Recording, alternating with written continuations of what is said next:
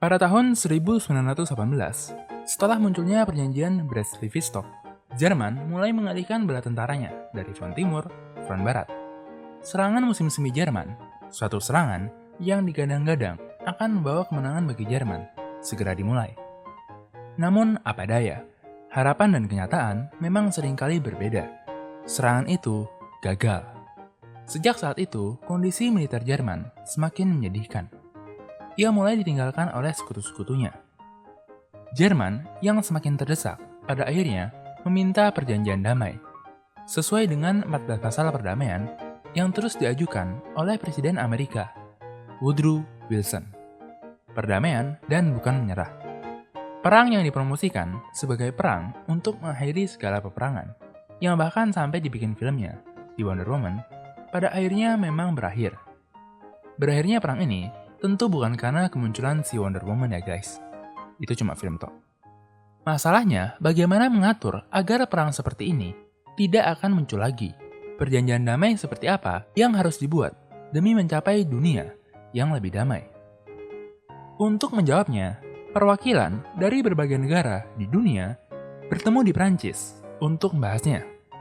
Khususnya mengenai nasib negara Jerman yang dianggap sebagai antagonis utama dalam perang tersebut. Yang lucunya, sebenarnya bukan karena Jerman yang ngelakuin, tapi gara-gara Jerman adalah negara sentral yang paling kuat dari semuanya. Namun, usaha untuk mencapai perdamaian justru berakhir dengan perdebatan yang panjang. Seluruh perdebatan yang ada dapat disimpulkan menjadi 3 pendapat utama yang seringkali dikenal sebagai pendapat si 3 besar, yaitu Prancis, Amerika, dan Inggris.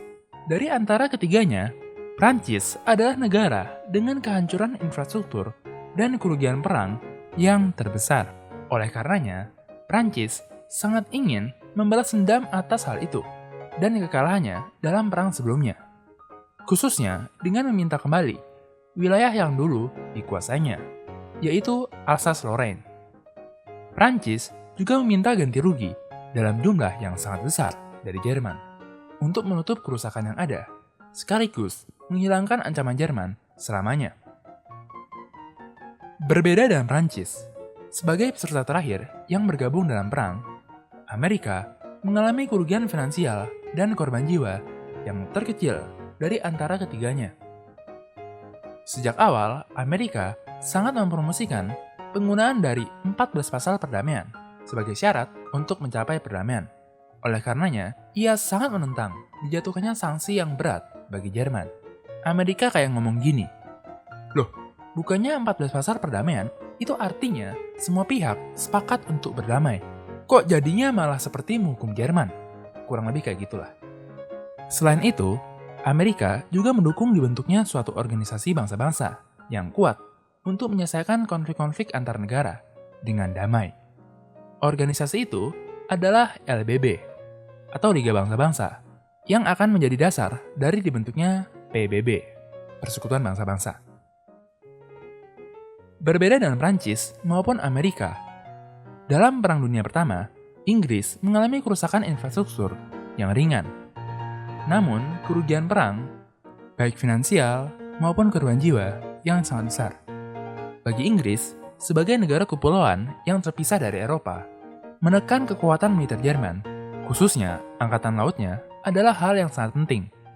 Sekalipun demikian, Inggris tidak ingin Jerman terlalu hancur, karena Jerman dan industrinya selalu menjadi rekan dagang yang sangat penting bagi perekonomian Inggris.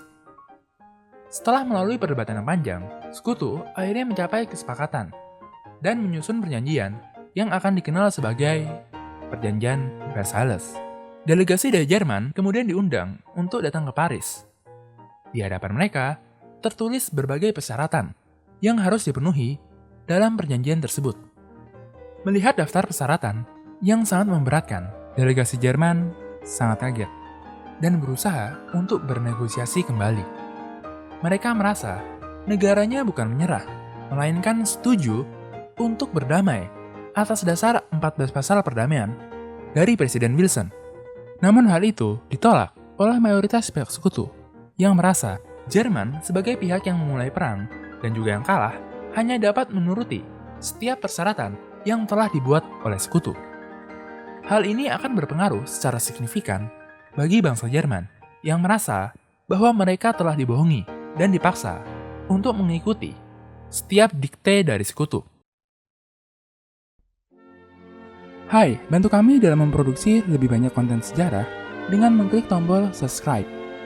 Dan jangan ragu untuk memberikan saran, komentar, atau pertanyaan. Terima kasih.